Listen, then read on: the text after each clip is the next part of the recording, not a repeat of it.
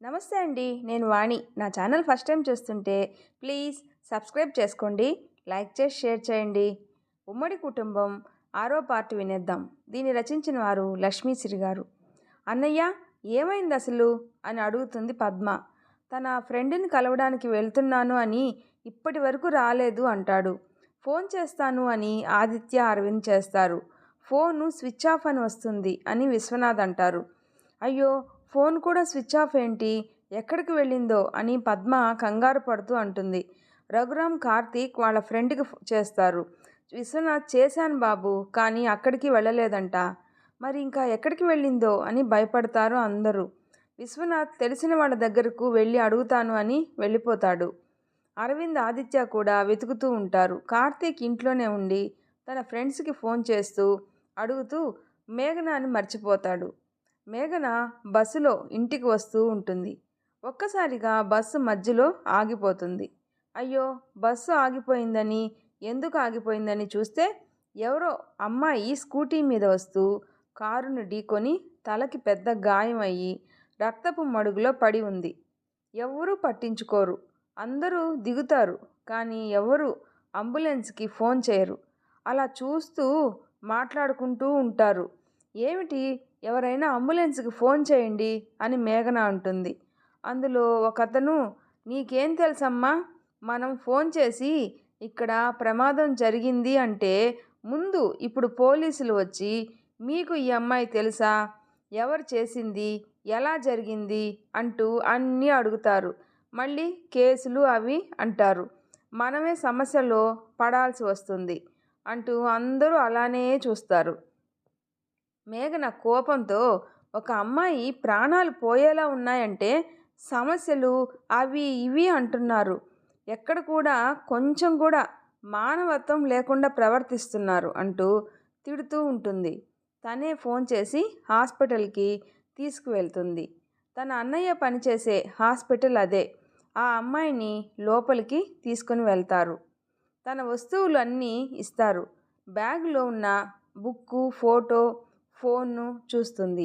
Phone తీసి అందులో ఉన్న నెంబర్కి ఫోన్ చేస్తుంది. హలో, ఈ ఫోన్ గల అమ్మాయికి మీరు ఏమవుతారు అని అడిగితే వాళ్ళ అమ్మను అని చెప్తుంది. మీ అమ్మాయికి తలకి గాయమైంది, హాస్పిటల్లో ఉంది అని అడ్రస్ చెప్తుంది. డాక్టర్ బయటికి వచ్చి మాట్లాడతాడు. ఆ అమ్మాయికి రక్తం చాలా పోయింది, బ్లడ్ చాలా అవసరం. ఆ అమ్మాయి బ్లడ్ గ్రూపు ఎక్కడా లేవు. డాక్టర్, నా బ్లడ్ గ్రూపు తంది ఒకటే అని చెప్పి బ్లడ్ ఇచ్చి బయటికి వస్తుంది. అప్పుడే మోహన్ మేఘనాను చూసి, మేఘనా, నువ్వేంటి హాస్పిటల్లో అంటూ అడుగుతాడు. వాళ్ళ అన్నయ్యని చూసి అన్నయ్య అంటూ హక్ చేసుకొని ఏడుస్తూ మాట్లాడుతూ ఉంటుంది. అప్పుడే ఆ అమ్మాయి వాళ్ళ అమ్మ నాన్న అక్కడికి వస్తారు. మేఘన విశ్వనాథ్ని చూసి, ఈయనేమిటి ఇక్కడ అనుకుంటుంది. విశ్వనాథ్ మేఘనాను చూసి పట్టించుకోకుండా డాక్టర్తో, మా అమ్మాయికి ఎలా ఉంది అని అడుగుతాడు. మేఘన అయితే లోపల ఉన్న ఆ అమ్మాయి స్వప్నానా అని అనుకుంటూ ఉంటుంది. దగ్గరకు వచ్చి మాట్లాడాలని, అంకుల్, ఆ అమ్మాయి మీ అమ్మాయినా అని అడుగుతుంది. అవును, మా అమ్మాయినే, అయితే ఏమిటి అంటూ కోపంతో విసుక్కుంటాడు. తనని పట్టించుకోకుండా డాక్టర్ని అడుగుతూ ఉంటే డాక్టర్ కోపంతో, చూడండి, మీ అమ్మాయి ఇప్పుడు ప్రమాదం నుండి బయటపడింది అంటే దానికి ఈ అమ్మాయినే కారణం. సమయానికి ఇక్కడికి తీసుకొని వచ్చింది, లేకుంటే మీ అమ్మాయి మీకు దక్కేదే కాదు అంటారు. మీ అమ్మాయి బ్లడ్ చాలా పోయింది, ఆ బ్లడ్ గ్రూపు ఎక్కడా లేదు. తన బ్లడ్ గ్రూప్ కూడా ఒకటే అవడంతో తనే బ్లడ్ ఇచ్చి మీ అమ్మాయి ప్రాణాలు కాపాడింది అని చెప్తూ ఉంటే విశ్వనాథ్ భార్య, చాలా ధన్యవాదాలు తల్లి, నీకున్న మంచి మనసు వల్ల మా అమ్మాయిని కాపాడి హాస్పిటల్లో చేర్పించి ప్రాణాలు కాపాడినావు. విశ్వనాథ్ కూడా, నన్ను క్షమించమ్మా, మా అమ్మాయి ప్రాణాలు కాపాడావు. మోహన్ వచ్చి ఆ డాక్టర్తో మాట్లాడుతూ, ఆ అమ్మాయికి ఇప్పుడు పర్వాలేదు కదా అని అడుగుతూ ఉంటాడు. మోహన్, మేఘనా, నువ్వు ఇంటికి వెళ్ళు, ఇక్కడ ఎక్కువసేపు ఉండడం నీకు మంచిది కాదు, ఇంట్లో వాళ్ళు కంగారు పడుతూ ఉంటారు అని అంటాడు. సరే అన్నయ్య వెళ్ళిపోతాను అంటూ బాబాయ్ పిన్ని వెళ్తాను, స్వప్నను జాగ్రత్తగా చూసుకోండి అంటూ బయలుదేరుతూ ఉంటుంది. మోహన్ వచ్చి మేఘన నువ్వు ఒక్కదానివే ఇప్పుడు వెళ్ళటం మంచిది కాదు, పద నేను వస్తాను అంటూ కారులో తనని ఇంటి దగ్గర దింపేసి వెళ్ళిపోతాడు. అప్పుడే గౌరీ పావని కార్తీక్ మేఘన ఇంకా రాలేదు ఏమిటి అంటుంటే కార్తీక్ అయ్యో ఈ కంగారులో మేఘనను మర్చిపోయాను, తను నా కోసం అక్కడే ఇంకా ఎదురు చూస్తూ ఉందేమో అని బయటకు వెళ్తాడు. అప్పుడే మేఘన లోపలికి వస్తూ ఉంటుంది. అయ్యో మేఘన సారీ నిన్ను మర్చిపోయాను అంటూ ఎలా వచ్చావు అని అడిగితే బస్సులో వచ్చాను అంటుంది. విశ్వనాథ్ రఘురామ్తో మాట్లాడతాడు ఫోన్లో. రఘురామ్ మేఘనాను చూసి స్వప్నకి ఇప్పుడు ఎలా ఉంది అని అడుగుతాడు.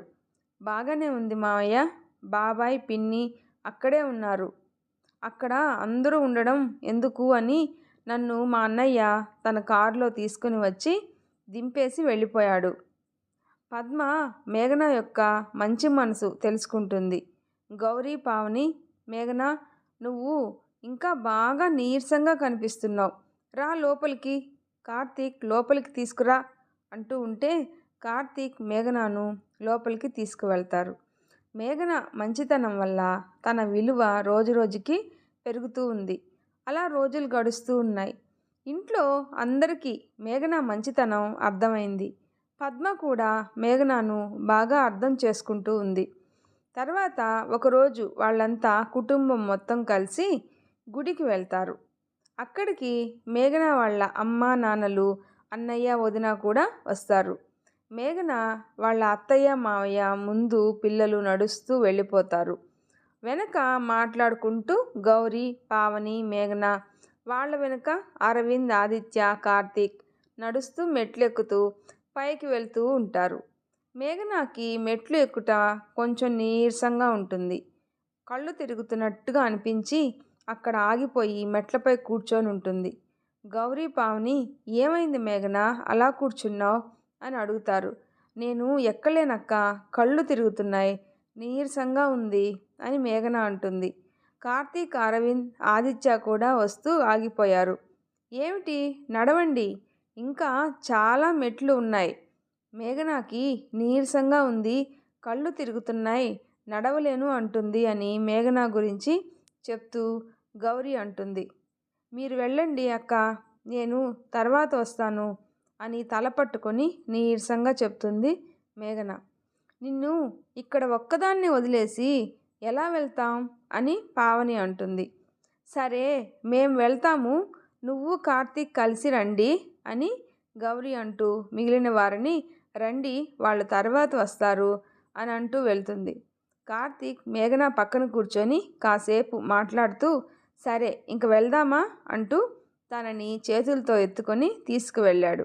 కార్తీక్ వద్దు, నువ్వు నన్ను మోయలేవు అంత దూరం అంటూ ఉంటే ఎదురుగా మేఘన వాళ్ళ అమ్మ నాన్న అన్నయ్య వదిన ఆగి వాళ్ళని చూస్తారు. కార్తీక్ పైన దింపి వాళ్ళతో మాట్లాడి మీరు వచ్చారా మావయ్య అత్తయ్య అని అడుగుతూ ఉంటాడు. మేఘన కూడా వాళ్ళని చూసి ఎలా ఉన్నారు నాన్న అమ్మ అంటూ అందరినీ పలకరిస్తుంది. మేఘనను కార్తీక్ అలా చేతులతో కష్టపడి మెట్లు ఎక్కుతూ తీసుకురావడం అందరూ చూశారు. మేఘన వాళ్ళమ్మ కౌసల్య, మోహన్, పల్లవి లోపల మేఘనను అంత ప్రేమగా చూసుకునే భర్త దొరికాడు అని సంతోషపడతారు. మేఘన వాళ్ళ నాన్న జగన్నాథం గారు ఏమీ మాట్లాడలేదు, సీరియస్గా వెళ్ళిపోతూ ఉంటే ఆగండి నాన్న అంటూ ముందుకు వెళ్ళి మీరు ఎన్ని సంబంధాలు చూసినా నన్ను ఇంతలా బాగా సంతోషంగా చూసుకుంటూ కంటికి రెప్పలా కాపాడే కార్తీక్ లాంటి మంచి అబ్బాయి మీకెప్పటికీ దొరకడు అని చెప్పి కార్తీక్ చేయి పట్టుకొని వెళ్ళిపోతుంది. జగన్నాథం కూడా కౌసల్య రా అంటూ వెళ్ళిపోతాడు. గుడిలోకి వెళ్ళి ప్రదక్షిణలు చేసి దర్శనం చేసుకొని అందరూ కాసేపు అక్కడ కూర్చొని ప్రసాదం తింటూ మాట్లాడుకొని బయలుదేరుతూ ఉంటే అప్పుడే స్వప్నను తీసుకొని విశ్వనాథ్ తన భార్య వస్తారు. పద్మ వాళ్ళని చూసి దగ్గరకు వెళ్ళి మాట్లాడుతుంది. అమ్మ స్వప్న ఇప్పుడు ఎలా ఉంది, అని అందరూ అడుగుతూ ఉంటే పర్వాలేదు అంటూ చెప్తూ గుడి చుట్టూ తిరుగుతూ ప్రదర్శనలు చేస్తూ ఉంది. విశ్వనాథ్ వాళ్ళతో మాట్లాడుతూ ఎక్కడికి వెళ్లకుండా ఇంట్లో ఎక్కువసేపు ఉండడం ఎందుకు అని గుడిలో ప్రశాంతంగా ఉంటుంది అని తీసుకుని వచ్చాం పద్మ అని చెప్తాడు. మేఘన స్వప్నతో మాట్లాడదాము అని వెళ్తుంది. ఇప్పుడు ఎలా ఉంది స్వప్న మీరు అంటూ స్వప్న అడుగుతుంది. కార్తీక్ భార్య మేఘనాను అని చెప్తుంటే స్వప్న కోపంతో తల పక్కకు పెట్టుకుంటూ ఓ నాకు తలకి అంత పెద్ద గాయమైంది ఇంకా చావలేదేమిటి అని ఆలోచిస్తున్నారా? అలా అడుగుతున్నారు. నన్ను ఇలా కూడా బ్రతకనివ్వరా? మా బావను నా నుండి దూరం చేశావు, ఇంకా ఏం కావాలి అంటూ తిడుతూ ఉంది. విశ్వనాథ్ చూసి స్వప్న ఏమిటి అలా మాట్లాడుతున్నావు? ఎలా మాట్లాడుతున్నాను నాన్న? తన వల్లనే కదా నేను ఈరోజు బాధపడుతున్నా. నువ్వు ఈరోజు ఇలా మా మధ్యలో ఉన్నావు అంటే దానికి కారణం మేఘన అని విశ్వనాథ్ అంటూ ఉంటే ఆ అమ్మాయి ఏం చేసింది డాడీ?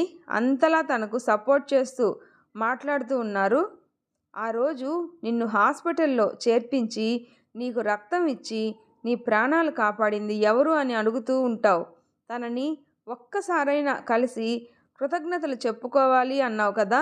మంచి మనసు ఉన్న దేవత ఈ అమ్మాయే మేఘన అంటూ విశ్వనాథ్ చెప్తాడు.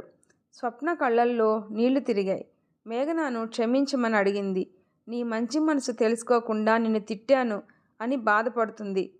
పర్వాలేదు స్వప్న, నువ్వు అలా బాధపడకు, అసలే ఇప్పుడిప్పుడే కోలుకుంటున్నావు అంటూ ఓదారుస్తూ అయితే నన్ను క్షమించినట్టే కదా మేఘన, అయితే మనం ఇప్పటి నుండి మంచి ఫ్రెండ్స్ అంటూ హక్ చేసుకుంటారు. నేను నీతో ఫ్రెండ్గా ఉండాలి అంటే ఒక కండిషన్ అంటూ మేఘన అంటుంది. నువ్వు ఎప్పుడు సంతోషంగా ఉండాలి, నువ్వు సంతోషంగా ఉండాలి అంటే పెళ్లి చేసుకోవాలి అంటుంది. మేఘనాకి ఏ సమాధానం చెప్పదు. నేను అంటే ఎవరు త్వరగా ఇష్టపడటం లేదు, నన్ను ఎవరు చేసుకుంటారు అంటుంది. నిన్ను ఇష్టపడిన వాళ్ళు ఎవరో ఒకరు, నీ తోడు కోరుకున్న అబ్బాయి ఎక్కడో ఉండుంటాడు. ఓ అబ్బాయి అక్కడికి వచ్చి స్వప్నను చూస్తూ ఫోన్లో మాట్లాడుతూ అటు ఇటు తిరుగుతూ ఉంటాడు. విశ్వనాథ్ సంతోషపడి అమ్మ మేఘన, ఎవరి మాట త్వరగా వినదు స్వప్న, నీ మాట విని పెళ్ళికి ఒప్పుకుంది అంటుంటే అందరూ విని సంతోషపడి సరే అన్నయ్య, అయితే త్వరలోనే స్వప్న పెళ్ళి కుదిరింది అని శుభవార్తతో మా ఇంటికి రావాలి అంటూ వెళ్ళిపోతారు. మేఘన త్వరగా రా అంటూ గౌరీ పావని పిలుస్తూ ఉంటే సరే స్వప్న ఇంక వెళ్తాను అంటూ బాబాయ్ పిన్ని వెళ్ళొస్తాను అంటుంటే స్వప్న మేఘన కార్తీక్ బావతో కలిసి ఒకసారి రండి అంటుంది. సరే వస్తాను అంటూ నవ్వుతూ వెళ్ళిపోతుంది మేఘన. కార్తీక్ మేఘన దగ్గరకు వచ్చి స్వప్న పెళ్ళికి ఒప్పుకోదు, ఎలా ఒప్పించాలి అని అనుకుంటూ ఉన్నా. అమ్మకి మాట ఇచ్చాను కదా, నేనే ఒప్పిస్తాను అని. నీ మాట భలే విన్నది, పెళ్లి చేసుకుంటా అని అన్నది. నాకు చాలా సంతోషంగా ఉంది. తర్వాత ఇంటికి వెళ్ళి గౌరీ పావని వంట చేయడానికి వెళ్తారు. మేఘన కూడా సాయం చేస్తూ ఉంటుంది. మేఘనాకి కళ్ళు తిరుగుతున్నాయి, నీరసంగా ఉంటుంది. గౌరీ చూసి మేఘన, నువ్వు నీరసంగా ఉన్నావు కదా, వెళ్ళి పడుకో అంటుంది. గదిలోకి వెళ్తా మధ్యలోనే కళ్ళు తిరిగి పడిపోతుంది. పావని చూసి అయ్యో మేఘన అంటూ పరిగెత్తి వెళ్ళి చూస్తుంది. కార్తీక్ గదిలో నుండి బయటికి వచ్చి మేఘన అంటూ పిలుస్తూ మంచం మీద పడుకోబెట్టి తనకు తెలిసిన డాక్టర్కి ఫోన్ చేస్తాడు. పొద్దున్నుండి మేఘన నీరసంగా ఉంది, ఏమీ తినలేదు అని గౌరీ చెప్తూ ఉంది. డాక్టర్ వచ్చి చూసి కంగ్రాట్స్ కార్తీక్, నువ్వు తండ్రివి కాబోతున్నావు అని చెప్తాడు. అందరూ సంతోషపడ్డారు కార్తీక్ తండ్రి కాబోతున్నాడు అని. పద్మ మరింతగా ఆనందపడుతుంది. అరవింద్ ఆదిత్య కంగ్రాట్స్ కార్తీక్ అంటూ ఒకరిని ఒకరు హక్ చేసుకుంటూ ఉంటారు. కార్తీక్ నీ భార్య ఏమీ తినలేదనుకుంటా, చాలా నీరసంగా ఉంది అంటూ డాక్టర్ చెప్తూ ఉంటే అవును డాక్టర్ గారు, తను పొద్దున్నుండి ఏమీ తినలేదు అని అంటుంది గౌరీ. గౌరీ పావని మేఘన కోసం ఏమైనా తీసుకుని వస్తామని వెళ్ళిపోతారు. అందరూ అక్కడి నుండి సంతోషపడి చూసి వెళ్ళిపోతారు. కార్తీక్ ఇంక సంతోషంతో మేఘనాన్ని అలా చూస్తూ తనను ముద్దు పెడుతూ దుప్పటి కప్పి వెళ్ళిపోతుంటే మేఘన కళ్ళు తెరిచి చూస్తూ కార్తీక్ అంటూ లేస్తే, పడుకో, రెస్ట్ తీసుకో బంగారం, అసలే చాలా నీరసంగా ఉన్నావు, థ్యాంక్స్ మేఘన అంటూ హక్ చేసుకుంటాడు.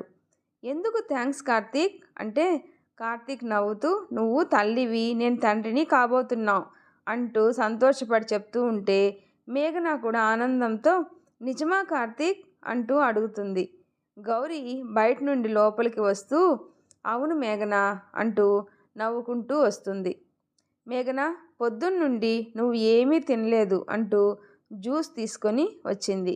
ఇప్పటి నుండి నువ్వు చాలా జాగ్రత్తగా ఉండాలి, టైంకి తింటూ మందులవి వేసుకోవాలి అంటూ చెప్తుంది. కార్తీక్, నువ్వు కూడా మేఘనను చాలా జాగ్రత్తగా చూసుకోవాలి. అలాగే వదిన అంటూ కార్తీక్ సంతోషపడుతూ, నువ్వు కూడా తనని జాగ్రత్తగా చూసుకో వదినా. అలాగే కార్తీక్, నేను తనని కాలు కింద పెట్టకుండా చూసుకుంటాను అంటుంది. తర్వాత మేఘన వాళ్ళ వదినికి ఫోన్ చేసి విషయం చెప్తుంది. మోహన్ పక్కన ఉండి వింటూ, అంటే నేను మామయ్య కాబోతున్నాను అంటూ సంతోషపడతాడు. వాళ్ళ అమ్మ కూడా అప్పుడే మోహన్ను చూసి ఏమైందిరా అని అడుగుతుంది. అమ్మ, నాన్న ఇంట్లో ఉన్నారా? హా ఉన్నారు. అమ్మ, మేఘన తల్లి కాబోతుంది అంటూ మెల్లగా చెప్తాడు. అవునా అంటూ ఫోన్లో మాట్లాడుతూ అడుగుతుంది. జాగ్రత్తగా ఉండు అంటుంటే గౌరీ మాట్లాడి, పిన్నిగారు మీరు కంగారు పడకండి, నేను ఉన్నాను కదా, దగ్గర ఉండి జాగ్రత్తగా చూసుకుంటాను అని చెప్తూ ఉంటే కౌసల్య సరే అంటూ ఫోన్ పెట్టేస్తుంది. పద్మ స్వప్న పెళ్ళికి ఒప్పుకున్నది అన్న సంతోషము, కార్తీక్ తండ్రి కాబోతున్నాడు, నాకు చాలా సంతోషంగా ఉంది అంటూ సంతోషపడుతూ ఉంది. తర్వాత ఏం జరుగుతుందో నెక్స్ట్ పార్ట్లో తెలుసుకుందాం. నా వీడియో నచ్చితే ప్లీజ్ లైక్ చేసి షేర్ చేయండి, సబ్స్క్రైబ్ చేసుకోండి. Thanks for watching.